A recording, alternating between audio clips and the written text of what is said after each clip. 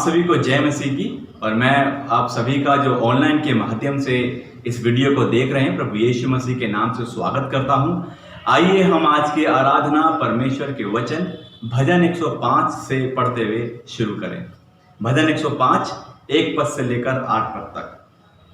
यहोवा का धन्यवाद करो, उससे प्रार्थना करो, देश देश के लोगों में उसके कामों का प्रचार करो, उसके लिए गीत गाओ, उसके लिए भजन गाओ, उसके सब आश्चर्य कर्मों पर ध्यान करो, उसके पवित्र नाम की बढ़ाई करो।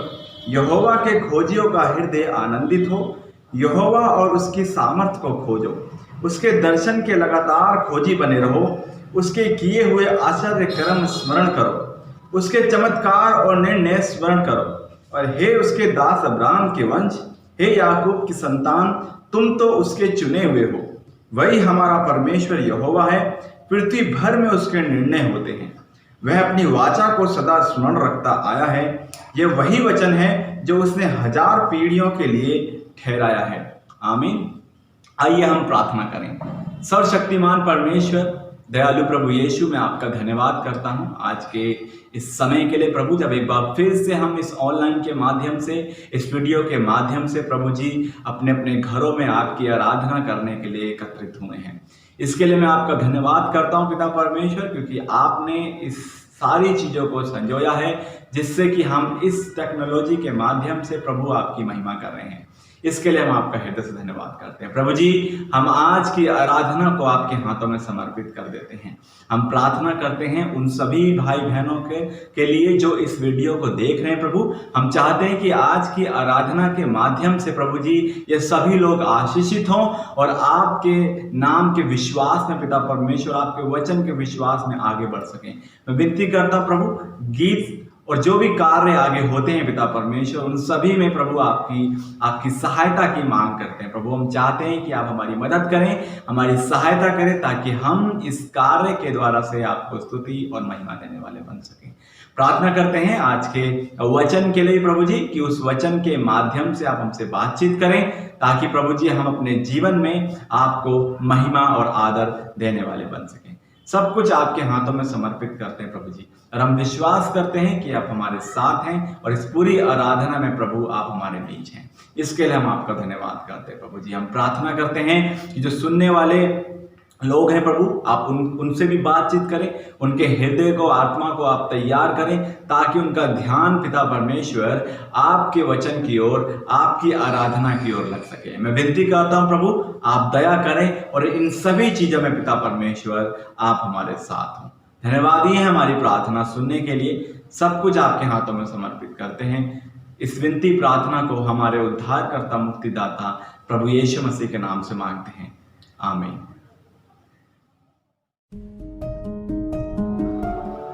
आइए हम परमेश्वर की तारीफ करते हुए उसकी स्तुति करें। इस गीत को गाते हुए तारीफ तारीफ आओ मिलकर करें सारे तारीफ।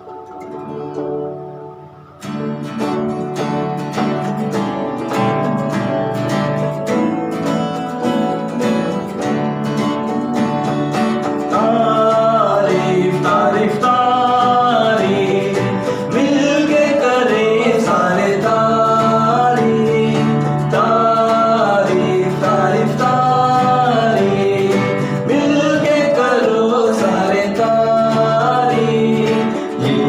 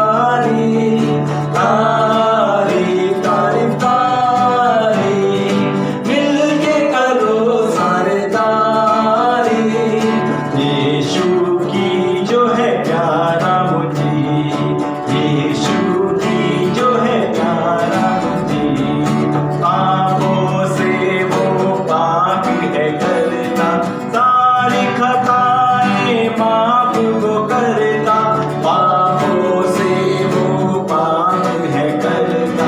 सारी खताएं माफ वो करता, सारे रोगों को करता चंगा, सारे रोगों को करता चंगा। तारीफ तारीफ तारीफ मिलके करो सारे तारीफ, तारीफ तारीफ तारीफ मिलके करो सारे तारीफ।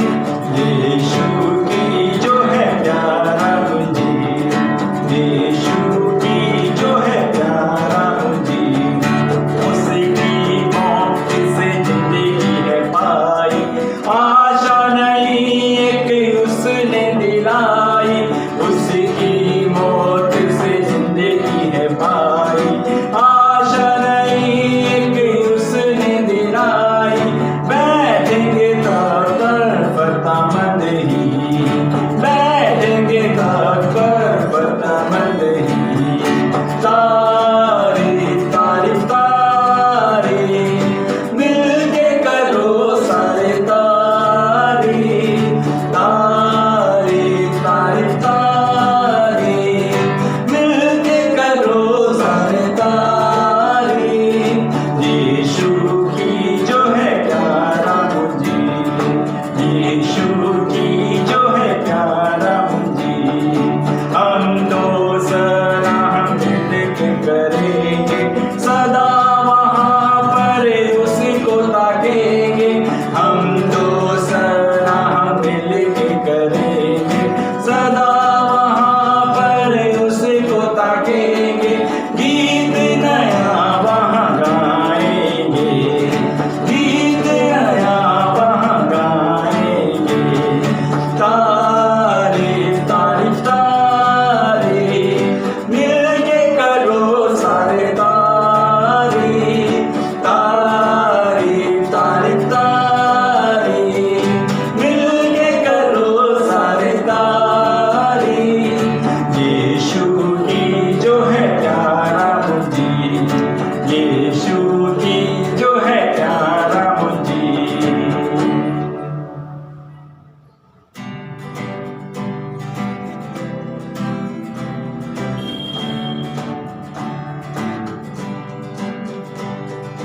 यीशु नाम में उद्धार हमको हालेलुया, प्रभु यीशु नाम में आनंद जीवन हालेलुया।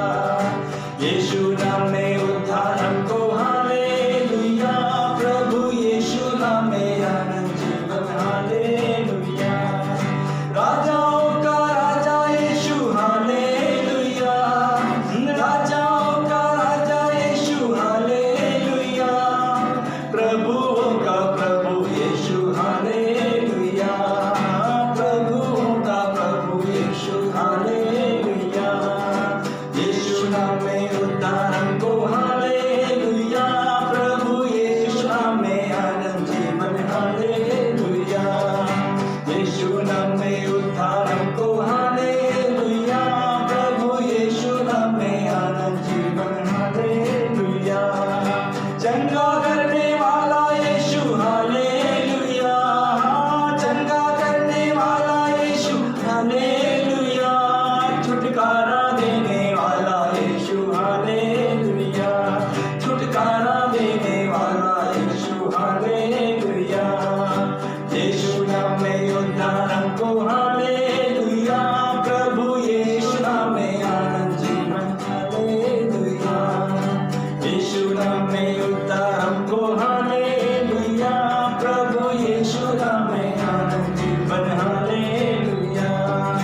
अद्भुत करने वाला यीशु हालेलुया, अद्भुत करने वाला यीशु हालेलुया, शांति देने वाला यीशु हालेलुया, शांति देने वाला यीशु हालेलुया। यीशु नाम में उद्धार हमको हालेलुया, प्रभु यीशु नाम में आनंद जीवन हालेलुया। यीशु नाम में उद्धार हमको हालेलुया, प्रभु यीशु नाम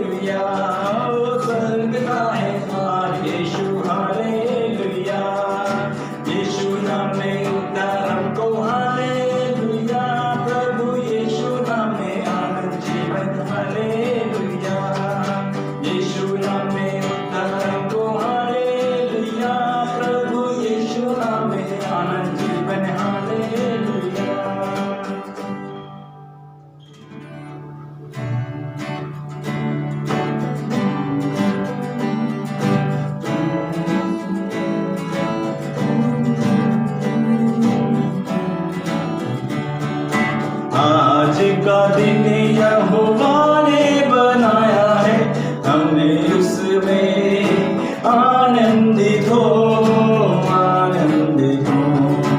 आज का दिन यहोवा ने बनाया है, हमने उसमें आनंदित हो, आनंदित हो। प्रभु को महिमा मिले, चाहे हो मेरा अपमान। प्रभु को महिमा मिले, चाहे हो मेरा अपमान। वो बढ़े मैं घटूं, रहे उसी का ध्यान। वो बढ़े मैं घटूं, रहे उसी का ध्यान। क्योंकि आज का दिन यहोवा ने बनाया है, हमने उसमें आनंदित हो, आनंदित हो। आज का दिन यहोवा ने बनाया है, हमें उसमें आनंदित हो, आनंदित हो। स्तुति प्रशंसा करे, क्यों ना कुछ होता रहे। स्तुति प्रशंसा करे, क्यों ना कुछ होता रहे। उसको हम भाते रहे, चाहे जहाँ भी रहे। उसको हम भाते रहे, चाहे जहाँ भी रहे। क्योंकि आज का दिन यहोवा ने बनाया है, हमने उसमें आनंदित हो, आनंदित हो। आज का दिन यहोवा ने बनाया है, हमने उसमें आनंदित हो, आनंदित हो। आता हूँ तेरे पास, मुझको है तुझसे आता हूँ तेरे पास, मुझको है तुझसे मुझको कबूल कर ले, पापों से शुद्ध कर दे। मुझको कबूल कर ले, पापों से शुद्ध कर दे। क्योंकि आज का दिन यहोवा ने बनाया है, हमने उसमें आनंदित हो, आनंदित हो। आज का दिन यहोवा ने बनाया है, हमने उसमें आनंदित हो, आनंदित हो।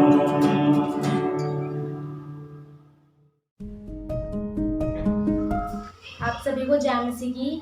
मेरा नाम सुधा है और मैं आपको अपने जीवन की गवाही बताना चाहती हूँ कि किस प्रकार परमेश्वर ने मेरे जीवन में कार्य किया और मुझे चुना।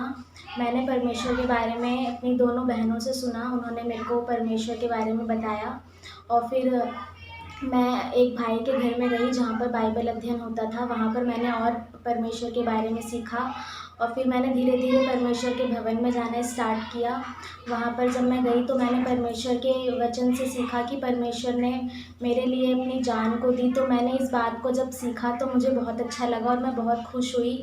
तब मैंने परमेश्वर के नाम में विश्वास किया और अब मैं परमेश्वर के नाम में विश्वास करती हूँ और परमेश्वर ने मेरे जीवन को बदला। पहले मेरे घर में बहुत कलेश रहता था, बहुत लड़ाई होती थी और फिर परमेश्वर ने मेरे जीवन को बदला और मेरे घर में भी शांति दी। परमेश्वर के नाम से हमारे घर में शांति आई। मैं धन्यवाद करती हूँ परमेश्वर का और अब मैं बहुत खुश रहती हूँ परमेश्वर के नाम में। आप सभी को जय मसीह की। आप सबको जय मसीह की। आज की कलीसिया सूचना इस प्रकार है कि प्रत्येक रविवार आराधना का समय सुबह 9 बजे से 9:30 बजे तक का होता है। आप सभी फेसबुक के माध्यम से हमारे साथ जुड़ सकते हैं। हमारा फेसबुक अकाउंट है BBCF सोने विहार सत्संग दिल्ली, तो आप वहां से आराधना का वीडियो देख सकते हैं। और दूसरी सूचना इस प्रकार है कि प्रत्येक महीने के अंतिम शनिवार को हम उपवास और प्रार्थना में समय बिताते हैं। तो इस महीने की 25 जुलाई को आप सब प्रार्थना में अपना समय बिताएं। और तीसरी सूचना इस प्रकार है, जैसा कि आप सभी जानते हैं कि हम प्रतिदिन नियमित रूप से परमेश्वर के वचन को पढ़ रहे हैं। तो अब हम निर्गमन की पुस्तक से व्यवस्था विवरण तक पढ़ेंगे। और चौथी सूचना इस प्रकार है कि आप हमें ऑनलाइन के माध्यम से अपनी भेंट दे सकते हैं। नीचे दिए गए स्क्रीन पर हमारा बैंक डिटेल है, तो आप वहाँ पर अपनी भेंट दे सकते हैं। आज की सूचना ये है। धन्यवाद। आप सबको जय मसीह की। आइए, वो समय है कि हम अपनी प्रार्थनाओं को परमेश्वर के सम्मुख लेकर चलें। अपने हाथों को जोड़ेंगे और आंखों को बंद करेंगे और कहेंगे, हे जीवित परमेश्वर के पुत्र प्रभु यीशु मसीह, मुझ पापी पर दया करें। सर्वशक्तिमान परमेश्वर, मैं आपका धन्यवाद करता हूं आज के समय के लिए कि जिसमें हम इस लायक हो सके कि हम आपकी स्तुति, आराधना, पिता परमेश्वर, आपकी वंदना करने के काबिल बन सके। प्रभु, इसके लिए मैं आपका हृदय से धन्यवाद करता हूँ।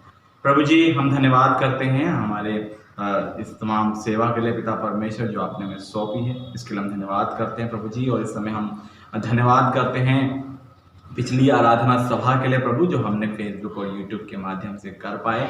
आपने जो भी तैयारियां थी वो करने में हमारी सहायता करी, इसके लिए हम आपका हृदय से धन्यवाद करते हैं प्रभु जी। धन्यवाद करते हैं प्रभु जी केयर ग्रुप्स के लिए पिता परमेश्वर, इसके लिए हम धन्यवाद करते हैं कि हम इसमें आपकी सहायता के अनुसार कर पाते हैं, इसके लिए हम धन्यवाद करते हैं प्रभु जी। धन्यवादी हैं कि आपने हम सभी लोगों को पिता परमेश्वर इस संकट भरी परिस्थिति के समय में पिता परमेश्वर आपने हमें बचाए रखा, संभाले रखा है, इसके लिए हम धन्यवाद करते हैं प्रभु जी। धन्यवाद करते हैं कि हम सभी में, हमारे सभी के जीवनों में पिता परमेश्वर आपका आनंद प्रभु जी बना हुआ है, इसके लिए हम आपका हृदय से धन्यवाद करते हैं प्रभु जी। धन्यवाद करते हैं हमारे देश के लिए पिता परमेश्वर, उन डॉक्टर्स के लिए, नर्सेस के लिए प्रभु जी, जो इस संकट भरी परिस्थिति में रह के प्रभु जी लोगों की सेवा और कार्य कर रहे हैं, इसके लिए हम आपका हृदय से धन्यवाद करते हैं प्रभु जी। और टास्क फोर्स टीम के लिए भी, सोनिया विहार BBCF सत्संग की, उसके लिए भी हम धन्यवाद करते हैं प्रभु जी कि हम सब भी इस लॉकडाउन के समय में लोगों को सहायता पहुंचा पाए, इसके लिए हम आपका हृदय से धन्यवाद करते हैं प्रभु, क्योंकि आपने इस पूरे समय में प्रभु जी हमारी मदद करी, हमारी सहायता करी प्रभु, कि हम लोगों तक प्रभु जी आपके इस कार्य को प्रभु जी पहुंचा पाए, इसके लिए हम धन्यवाद करते हैं पिता परमेश्वर। हम धन्यवाद करते हैं भाई संजीव के जीवन के लिए, धन्यवाद करते प्रभु कि इस समय में जबकि उन्हें एक नौकरी मिल पाई, इसके लिए हम आपका हृदय से धन्यवाद करते हैं प्रभु। धन्यवाद करते हैं अनीश के जीवन के लिए प्रभु, जिसका 2 जुलाई को बर्थडे था। धन्यवादी है प्रभु उसके जीवन के लिए कि आपने उसे बचाया है प्रभु। हम उसके जीवन के लिए आपसे प्रार्थना करते हैं प्रभु, आने वाले समय में भी प्रभु होने दे प्रभु कि आप उसकी सहायता करें, उसकी मदद करें, ताकि अपने जीवनों में पिता परमेश्वर वो आपको महिमा, आदर और हमेशा पिता परमेश्वर आपकी स्तुति और महिमा करता रहे। उसकी पढ़ाइयों में आप उसकी सहायता करें, उसके कार्य में आप उसकी सहायता करें, ताकि आपके नाम को महिमा उस माध्यम से देने वाला बन सके। इस समय पिता परमेश्वर, हम हमारी तमाम प्रार्थनाओं को आपके सम्मुख लेकर आते हैं। हम प्रार्थना करते हैं बहन खुशी के लिए, जिसको बुखार है पिता परमेश्वर, और उसकी मम्मी की भी तबीयत ठीक नहीं है प्रभु। हम आपसे प्रार्थना करते हैं आप उस पर दया करें, ताकि वो स्वस्थ हों और पिता परमेश्वर स्वस्थ होकर दोनों आपकी स्तुति और महिमा कर सकें। उनके जीवनों में आप प्रभु कार्य करें और इस तमाम बीमारी से प्रभु आप उन्हें बचाएं। प्रार्थना करते हैं प्रतीक के लिए, जबकि उसे खांसी है पिता परमेश्वर, हम चाहते हैं कि आप उसकी भी सहायता करें, ताकि वो इससे निजात पा सकें। उसके परिवार को भी आप संभालें प्रभु, ताकि सब मिलकर जैसा वो स्तुति कर रहे हैं पिता परमेश्वर, आपके वैसा निरंतर करते चले जाएं। प्रार्थना करते हैं प्रभु जी बहन गायत्री देवी के लिए, उसके जीवन के लिए हम आपसे प्रार्थना करते हैं, जबकि वो आप उसकी सहायता करें, ताकि वो स्वस्थ रहें और आपकी स्तुति और महिमा करें। प्रार्थना करते हैं अनूप की मम्मी के लिए प्रभु, जबकि वो गांव में है पिता परमेश्वर, और किसी कारणवश जबकि वो गिर गई थी। प्रार्थना करते हैं प्रभु कि इस समय आप उनके साथ हों, उनकी सहायता करें, उनकी मदद करें पिता परमेश्वर, ताकि प्रभु जी वो जो भी चोट उनको आई है पिता परमेश्वर, उससे जल्द वो ठीक हो सकें। इस कठिन परिस्थिति में पिता परमेश्वर हम प्रार्थना करते हैं कि आप उनके साथ, और जो भी दिक्कत इसके गिरने के द्वारा हुई है प्रभु, हम चाहते हैं कि आप उन्हें निजात दिलाएं। प्रार्थना करते हैं सुधा की मम्मी के लिए पिता परमेश्वर, जिनके कान को बहने की समस्या काफ़ी लंबे समय से हो रही है प्रभु। हम आपसे प्रार्थना करते हैं कि आप छुएं और चंगाई दें। प्रार्थना करते हैं प्रभु, जबकि उनके कान का बहना बंद नहीं हो रहा है और काफ़ी दवाइयाँ भी उन्होंने खाई पिता परमेश्वर, लेकिन हम आपसे विनती करते हैं कि आप जो हमारे जीवनों में कार्य करने वाले परमेश्वर हैं, हम आपसे प्रार्थना करते हैं प्रभु, इस समस्या को उनके जीवन से दूर करें, जिससे वो आपकी प्रशंसा, आपको महिमा देने वाली बन सके। प्रार्थना करते हैं बहन सुनीता के जीवन के लिए, जिनको काफ़ी समय से काफ़ी प्रॉब्लम चल रही है प्रभु, उनके हेल्थ को लेकर पिता परमेश्वर। हम प्रार्थना करते हैं कि इस समस्या को उनके जीवन से आप दूर करें पिता परमेश्वर, ताकि वो पूर्णतः रूप से स्वस्थ हो सकें। उनके परिवार की भी आप सहायता करें, ताकि वो आपकी स्तुति महिमा कर सकें। प्रार्थना करते हैं नरगिस के लिए पिता परमेश्वर। प्रार्थना करते हैं कमलेश के परिवार के लिए पिता परमेश्वर, जबकि अधिकतर लोग कई समस्याओं से जूझ रहे हैं, जबकि नरगिस का स्वास्थ्य सही नहीं है और कमलेश के बच्चों का पिता परमेश्वर काफ़ी फोड़े और फुंसी की समस्या है। हम विनती करते हैं प्रभु कि आप उनकी भी सुधि लें और हों दे पिता परमेश्वर कि वो इन सभी चीज़ों से स्वस्थ हो सकें। प्रार्थना करते हैं खुशी के लिए पिता परमेश्वर, जिसको फीवर है। प्रार्थना करते हैं आप उसकी भी सहायता करें, ताकि वो इससे निजात पा सके। अश्विनी भाई के लिए हम प्रार्थना करते हैं, जबकि वो किसी कार्य के लिए चंडीगढ़ की तरफ सफ़र कर रहे हैं। हम प्रार्थना करते हैं प्रभु जी कि आप उनकी सहायता करें, ताकि वो सही सलामती से जा सकें और जो भी कार्य वो कर रहे हैं प्रभु, वो करके वापस हमारे बीच में आ सके और आपको महिमा दे सके। हम प्रार्थना करते हैं इस पूरे सफ़र में आप उनकी सहायता करें, आने जाने में आप उनकी मदद करें, और इस कोविड-19 से भी पिता परमेश्वर आप उन्हें बचा के रखें, ताकि वो सही सलामती से स्वस्थ रीति से प्रभु अपने परिवार के साथ वापस मिल सके। प्रार्थना करते हैं सरोज के बच्चों के लिए पिता परमेश्वर। प्रार्थना करते हैं कि आप उनकी मदद करें, ताकि वो पढ़ाइयों में उनका मन लग सके। इसी प्रकार हम प्रार्थना करते हैं हमारी कलीसिया के बच्चों के लिए भी पिता परमेश्वर। धन्यवादी हम सभी के जीवन के लिए धन्यवाद करते हैं पिता परमेश्वर, आप उनकी सबकी मदद करें और इस गंभीर परिस्थिति में उन सभी को आप सुरक्षित रखें। जो अपने एग्जाम्स लिख रहे हैं पिता परमेश्वर, उनके लिए भी आपसे प्रार्थना करते हैं कि वो सब कुछ सही सलामती से लिख सकें और सफल हो सकें। प्रार्थना करते हैं पिता परमेश्वर इस कोरोना वायरस के लिए पिता परमेश्वर, जिसके कारण काफ़ी समस्याओं का सामना हर किसी को करना पड़ रहा है। हम आपसे प्रार्थना करते हैं कि आप इनसे हमें निजात दिलाएं और होने दे प्रभु की इस परिस्थिति में आप हमसे बातचीत करें और हमें नई चीज़ों को पिता परमेश्वर सिखाएं, जिससे कि हम आपकी महिमा और स्तुति कर सकें। धन्यवादी है पिता परमेश्वर, हम आपसे प्रार्थना करते हैं और जो भी पिता परमेश्वर जो भी जिनके पास नौकरियां नहीं हैं हमारी कलीसिया में, हम आपसे प्रार्थना करते हैं कि वो सभी प्रभु जी उनको आप सहायता करें कि उन्हें एक अच्छी नौकरी मिल सके, ताकि वो अपने घर का पालन पोषण कर सके। सब कुछ आपके हाथों में समर्पित करते हैं और हम विश्वास करते हैं प्रभु कि आपने हमारी प्रार्थना को सुना है। धन्यवाद करते हैं इस प्रार्थना को सुनने के लिए और विनती प्रार्थना हमारे उद्धारकर्ता मुक्तिदाता प्रभु यीशु मसीह के नाम से मांगते हैं, आमीन।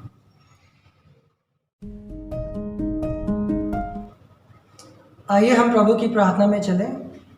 हे हमारे पिता, आप जो स्वर्ग में हैं, आपका नाम पवित्र माना जाए, आपका राज्य आए, आपकी इच्छा जैसी स्वर्ग में पूरी होती है वैसे पृथ्वी पर भी हो।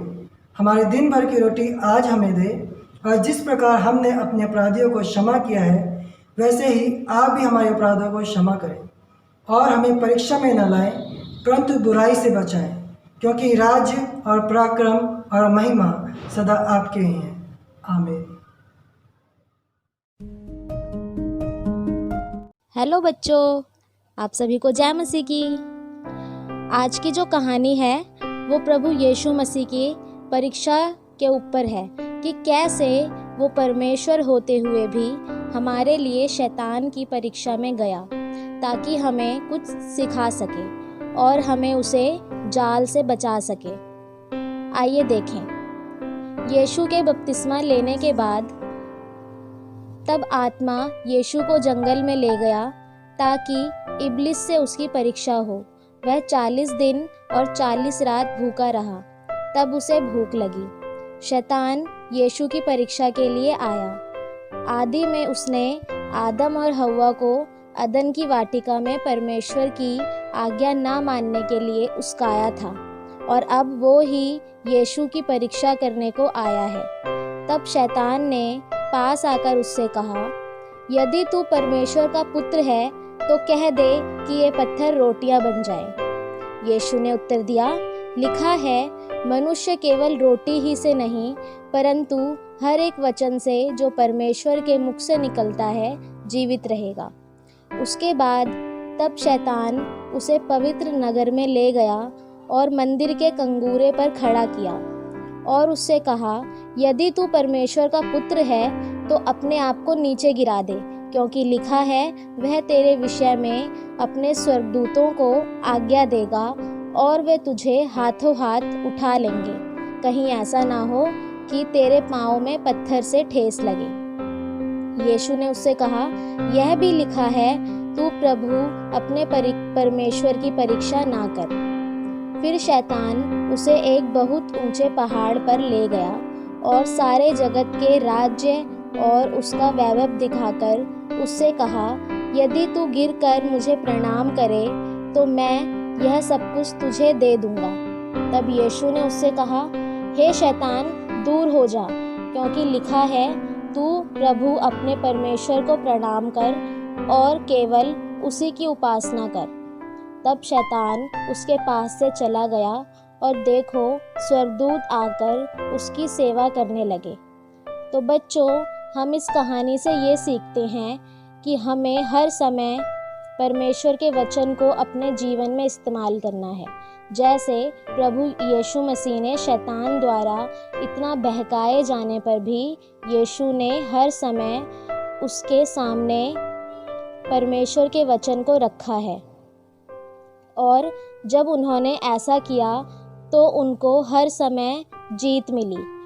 यीशु ने हर बार शैतान की बातों का उत्तर परमेश्वर के वचन के द्वारा से दिया, जिसको सुनने के बाद शैतान के पास कोई उत्तर नहीं था कि वो यीशु को अपनी बातों में फंसा सके।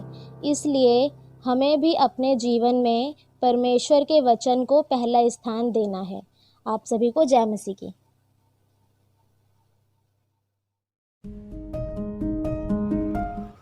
ये समय होगा कि हम परमेश्वर के वचन में चलें। आइए हम सब अपनी बाइबल को खोलें और निकालें पहला पतरस उसका 1 अध्याय 3 पद से लेकर 12 पद। पहला पतरस उसका 1 अध्याय 3 पद से लेकर 12 पद।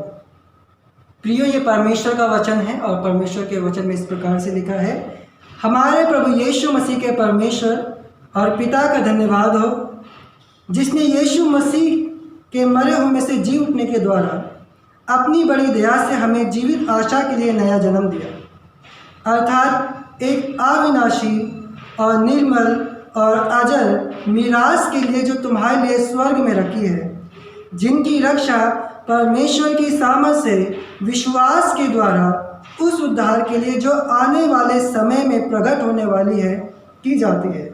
इस कारण तुम मगन होते हो, यद्यपि अवश्य है कि अभी कुछ दिन के लिए नाना प्रकार की परीक्षाओं के कारण दुख में हो, और यह इसलिए है कि तुम्हारा परखा हुआ विश्वास, जो आग से तय हुए नाशवान सोने से भी कहीं अधिक बहुमूल्य है, यीशु मसीह के प्रकट होने पर प्रशंसा और महिमा और आदर का कारण ठहरे। उससे तुम बिन देखे प्रेम रखते हो, और अब तो उस पर बिन देखे विश्वास भी करके ऐसे आनंदित और मगन होते हो जो वर्णन से बाहर और महिमा से भरा हुआ है, और अपने विश्वास का प्रतिफल अर्थात आत्माओं का उद्धार प्राप्त करते हो। इसी उद्धार के विषय में उन भविष्यवक्ताओं ने बहुत खोजबीन और जांच पड़ताल की, जिन्होंने उस अनुग्रह के विषय में जो तुम पर होने को था भविष्यवाणी की थी। उन्होंने इस बात की खोज की कि मसीह का आत्मा जो उनमें था और पहले ही से मसीह के दुखों की ओर और उसके बाद होने वाली महिमा की गवाही देता था, वह कौन से और कैसे समय की ओर संकेत करता था, उन पर यह प्रकट किया गया कि वे अपनी नहीं वरन तुम्हारी सेवा के लिए ये बातें कहा करते थे, जिनका समाचार अब तुम्हें उनके द्वारा मिला, जिन्होंने पवित्र आत्मा के द्वारा जो स्वर्ग से भेजा गया तुम्हें सुसमाचार सुनाया। और इन बातों को स्वर्गदूत भी ध्यान से देखने की लालसा रखते हैं। परमेश्वर के वचन के पढ़े और सुने जाने पे हम सबको आशीष मिले। आइए हम प्रार्थना में चलें। पिताजी, हम आपके सम्मुख आते हैं और धन्यवाद देते हैं प्रभु आज के इस सुंदर समय के लिए प्रभु, जब हम सब आपके वचन से सुनने के लिए प्रभु आपके समीप आते हैं प्रभु। प्रार्थना करते हैं प्रभु आप हमारे ध्यान को अपनी ओर लगाएं परमेश्वर, ताकि हम आपके वचन को अच्छे से सुन सके प्रभु, और हमारी मदद करें, सहायता करें प्रभु, ताकि हम आपके वचन को समझ सके और उसे अपने जीवन में लागू कर सके प्रभु। होने कि ये वचन हमारे जीवन में फल लाने वाला हो सके। प्रार्थना उनके अपने उद्धारकर्ता मुक्तिदाता प्रभु यीशु मसीह के नाम से मांगते हैं, आमीन।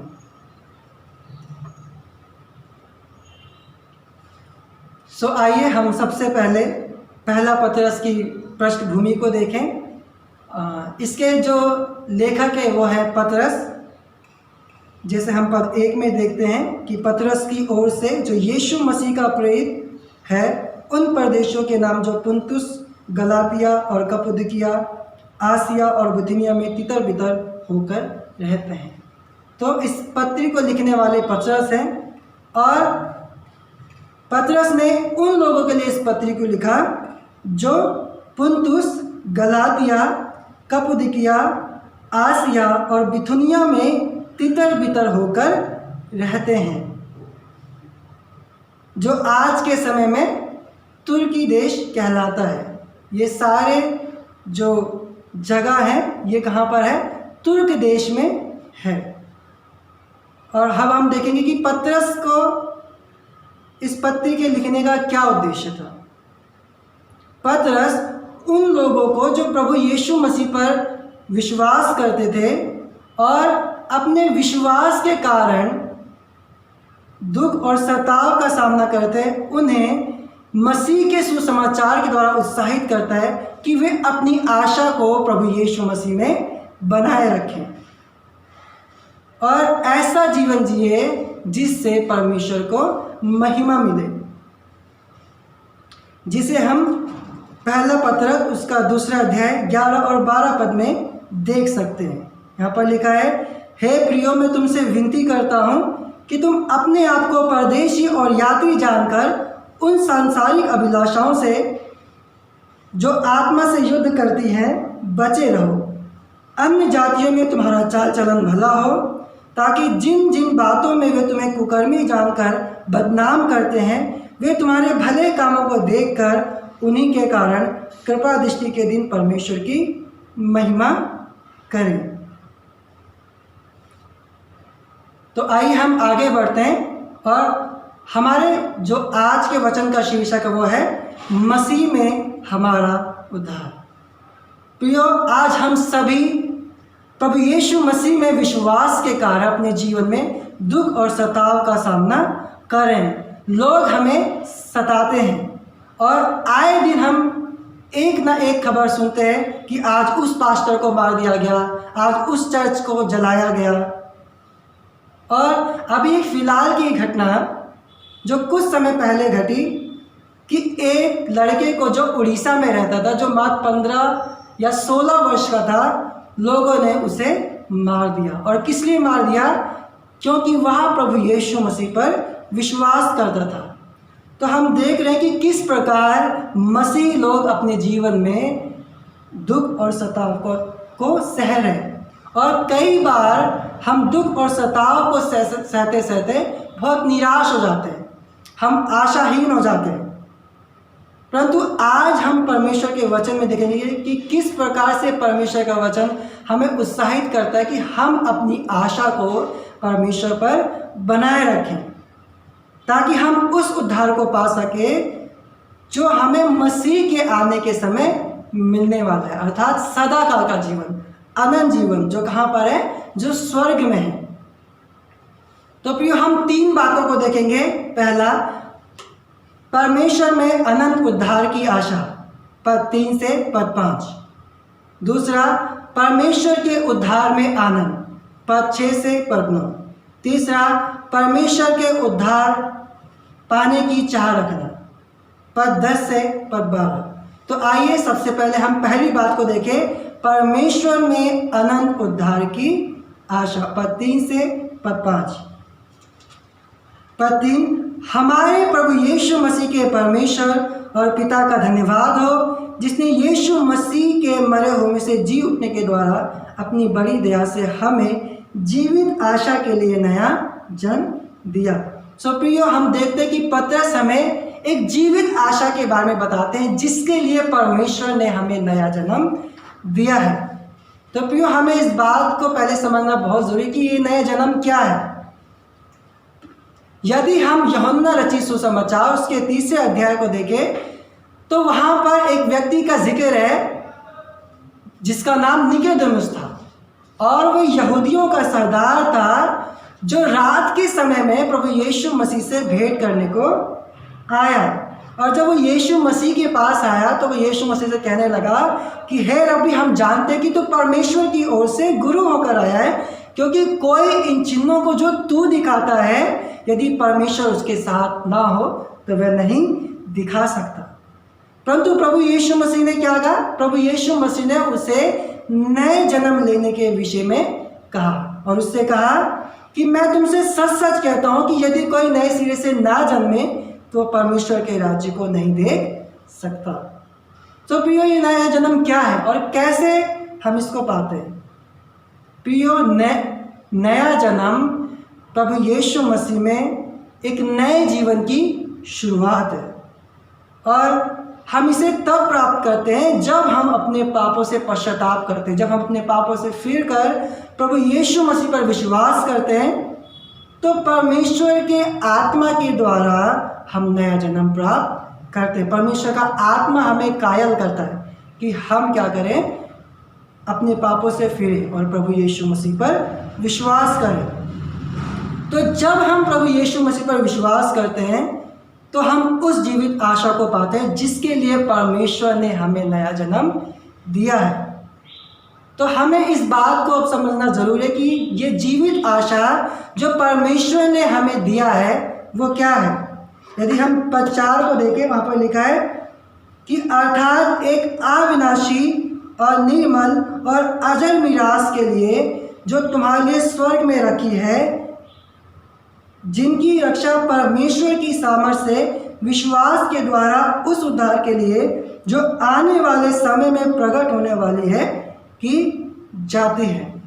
तो प्रियो, ये जीवित आशा क्या है? ये जीवित आशा एक मीरास है जो हमारे लिए कहाँ पर रखी है? स्वर्ग में रखी है। तो ये मीरास क्या है? प्रियो, जो मीरास है वो एक ऐसी संपत्ति है जो एक पुत्र को उसके पिता से विरासत में मिलती है। और प्रियो, ये जो मीरास जो हमें मिलने वाली वो कैसी है? वो अविनाशी है, जो कभी नष्ट नहीं होगी। वो निर्मल है, जो कि शुद्ध और पवित्र है, जहाँ कोई अशुद्धता वास नहीं करेगी। और ये क्या है? ये अजर है जो हमेशा हमेशा के लिए बनी रहेगी। ये मीरास है जो परमेश्वर हमें देना चाहता है, जो स्वर्ग में है। यानी हम परमेश्वर के साथ स्वर्ग में सदा काल का जीवन, जिसे हम यीशु मसीह के द्वितीय आगमन के समय पाएंगे, जब यीशु मसीह अपनी महिमा में आएगा, जहाँ कोई दुख नहीं होगा, कोई पीड़ा नहीं होगी, बल्कि वहाँ आनंद ही आनंद होगा। और यही वह मीरास है जिसकी प्रतिज्ञा प्रभु यीशु मसीह ने अपने चेलों से की और उन लोगों से की जो उस पर विश्वास करते हैं। यदि हम यूहन्ना रचित सुसमाचार उसका 14 अध्याय पद 1 से पद 3 को देखें, वहाँ पर लिखा है, प्रभु यीशु मसीह ने कहा कि तुम्हारा मन व्याकुल ना हो, परमेश्वर पर विश्वास रखो और मुझ पर भी विश्वास रखो। मेरे पिता के घर में बहुत से रहने के स्थान हैं। यदि ना होते तो मैं तुमसे कह देता, क्योंकि मैं तुम्हारे लिए जगह तैयार करने जाता हूँ। और यदि मैं जाकर तुम्हारे लिए जगह तैयार करूँ तो फिर आकर तुम्हें अपने यहाँ ले जाऊँगा, कि जहाँ मैं हूँ वहाँ तुम भी रहो। एक और उदाहरण हम देखेंगे, एक और घटना हम देखेंगे मरकुस सुसमाचार उसका 10 अध्याय 21 से 22 पद में। ठीक है, ये वो घटना है जब प्रभु यीशु मसीह ने उस धनवान व्यक्ति से, जो प्रभु यीशु मसीह के पास आया, ठीक है, जो अनंत जीवन पाना चाहता था, ठीक है, तो प्रभु यीशु मसीह ने उससे क्या कहा कि तू क्या कर, अपना सब कुछ छोड़कर मेरे पीछे हो ले। ठीक है, जब हम 21 पद को पढ़ते वहाँ लिखा है, यीशु ने उस पर दृष्टि करके उससे प्रेम किया और उससे कहा, तुझ में एक बात की घटी है, जा जो कुछ तेरा है उसे बेचकर कंगालों को दे और तुझे स्वर्ग में धन मिलेगा और आकर मेरे पीछे हो ले। इस बात से उसके चेहरे पर उदासी छा गई और वह शोक करता हुआ चला गया, क्योंकि वह बहुत धनी था। प्रियो, यदि वो धनी व्यक्ति प्रभु यीशु मसीह पर विश्वास कर लेता तो प्रभु यीशु मसीह उसे क्या करते, स्वर्ग में धन देते, यानी वो अनंत मीरास, वो अविनाशी मीरास, वो अजर और निर्मल मीरास जो परमेश्वर ने हमारे लिए स्वर्ग में रखी है। प्रियो, एक बात और मैं आपको बताना चाहता हूँ कि इस मीरास की, इस विरासत की जिसकी हम आशा रखते हैं, उसकी रक्षा परमेश्वर की सामर्थ से और हमारे विश्वास में स्थिर रहने के द्वारा से होती है। जैसे कि पद 5 में लिखा है, जिनकी रक्षा परमेश्वर की सामर्थ से विश्वास के द्वारा उस उद्धार के लिए जो आने वाले समय में प्रकट होने वाली है की जाती है। प्रियो, हमारा उद्धार हमारे विश्वास में स्थिर रहने से, यह सिर्फ परमेश्वर की सामर्थ पर निर्भर नहीं करता।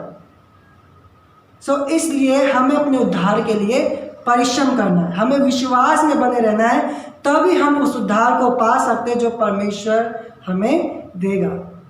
इसलिए हमें अपनी आशा परमेश्वर के अनंत उद्धार में बनाए रखना है। हमें अपनी आशा को परमेश्वर के अनंत उद्धार में बनाए रखना है। दूसरी बात, परमेश्वर के उद्धार में आना, पद 6 से 9। प्रियो, हम प्रभु यीशु मसीह पर विश्वास करने के कारण अपने जीवन में दुख और सताव का सामना करते हैं। जैसा कि पतरस यहाँ इस पत्री में लिखता है, पद 6, इस कारण तुम मगन होते हो, यद्यपि अवश्य है कि अभी कुछ दिन के लिए नाना प्रकार की परीक्षाओं के कारण दुख में हो। प्रियो, ये संसार हमें सताता है। क्यों? क्योंकि इसने यीशु मसीह को भी सताया था और उसे क्रूस पर मार दिया। ये दुख और सताव उन लोगों के लिए जो परमेश्वर पर विश्वास रखते हैं कोई नई बात नहीं, बल्कि हमेशा से परमेश्वर के लोग सताए जाते हैं। और यीशु मसीह ने भी अपने चेलों से कहा कि हम उसके कारण सताए जाएंगे। मत्ती रचित सुसमाचार उसका 24 अध्याय 9 पद में लिखा है, तब वे क्लेश देने के लिए तुम्हें पकड़वाएंगे और तुम्हें मार डालेंगे और मेरे नाम के कारण सब जातियों के लोग तुमसे बैर रखेंगे। क्यों हमारे जीवन में यीशु मसीह के कारण दुख और सताव आते हैं? क्यों परीक्षाएं हमारे जीवन में आती हैं? प्रियो, इसका जवाब हम 7 पद में देखते हैं। वहाँ पर लिखा है, और इसलिए कि तुम्हारा परखा हुआ विश्वास जो आग से ताए हुए नाशवान सोने से भी कहीं अधिक बहुमूल्य है, यीशु मसीह के प्रकट होने पर प्रशंसा और महिमा और आदर का कारण ठहरे। हम पर इसलिए दुख और सताव आते हैं क्योंकि इससे हमारे विश्वास की परख होती है।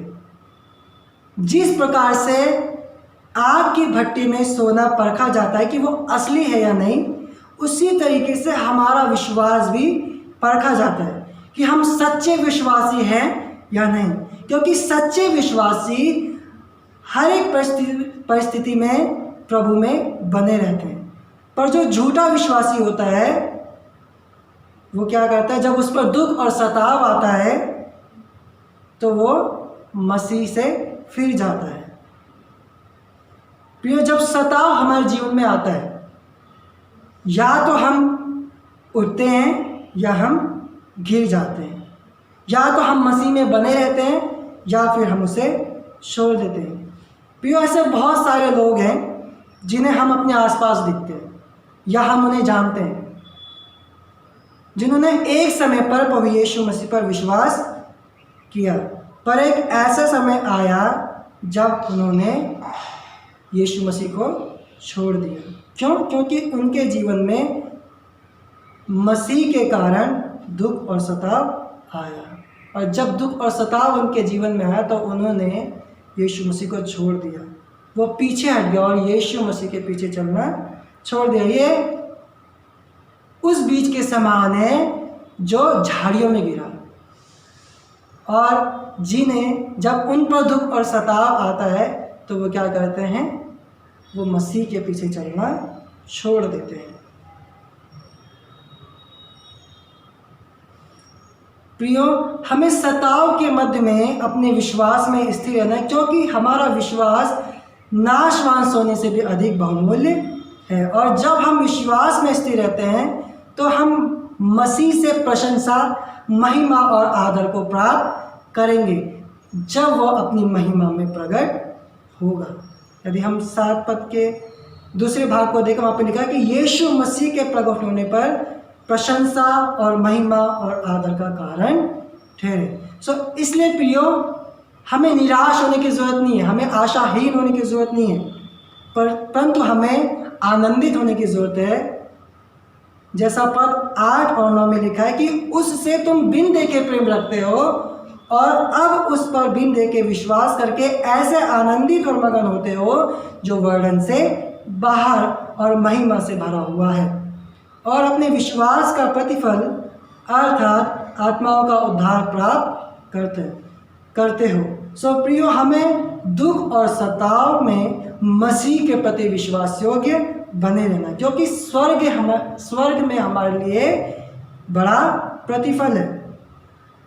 यदि हम मत्ती रचित सुसमाचार उसके 5 अध्याय 11 और 12 पद को देखें, वहाँ पर लिखा है कि धन्य हो तुम जब मनुष्य मेरे कारण तुम्हारी निंदा करे और सताए और झूठ बोल कर तुम्हारे विरोध में सब प्रकार की बुरी बातें कहे, तब आनंदित और मगन होना, क्योंकि तुम्हारे लिए स्वर्ग में बड़ा प्रतिफल है।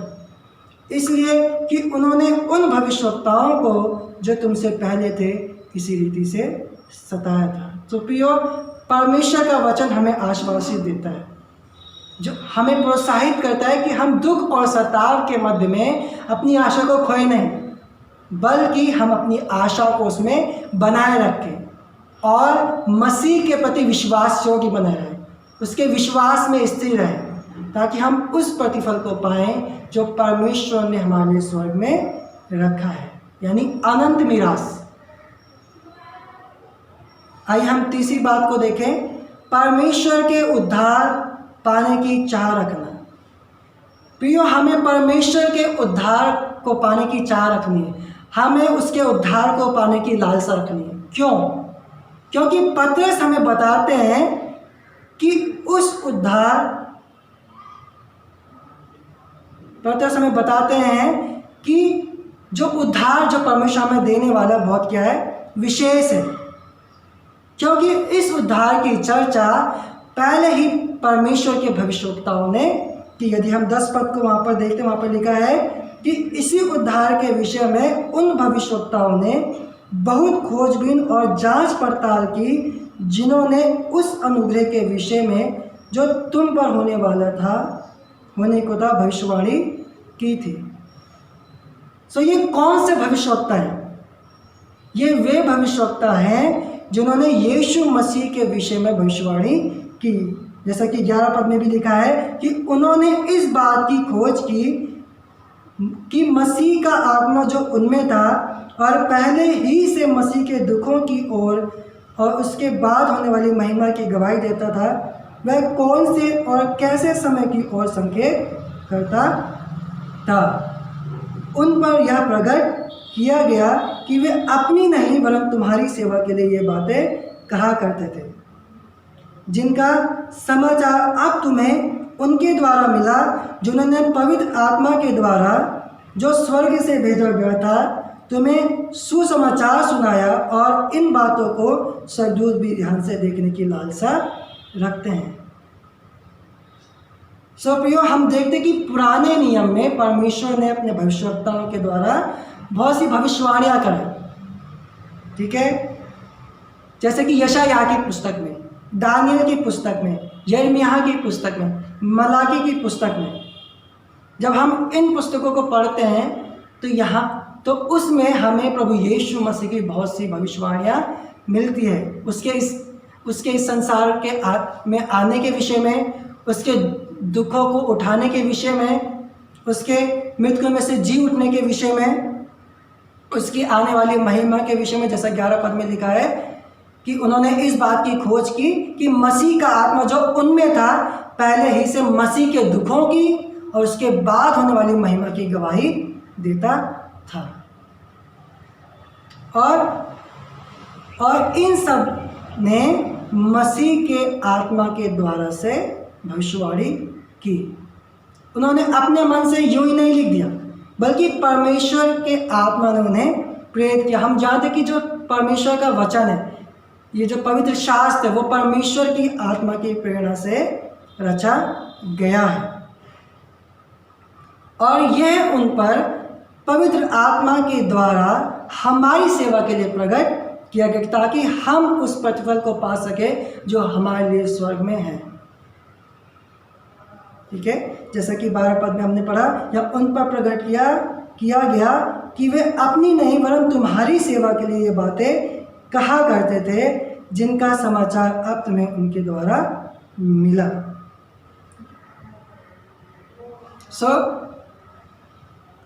ये सुसमाचार हम पर किसके द्वारा पहुंचा? प्रेरितों के द्वारा, ठीक है, जिन्होंने पवित्र आत्मा के द्वारा जो स्वर्ग से भेजा गया तुम्हें सुसमाचार सुनाया। और इन बातों को स्वर्गदूत भी देखने की लालसा करते हैं। तो परमेश्वर के आत्मा के द्वारा, परमेश्वर के आत्मा से प्रेरित होकर परमेश्वर के भविष्यवक्ताओं ने इस उद्धार के विषय में चर्चा की और इस उद्धार को हमने परमेश्वर के प्रेरितों के द्वारा पाया है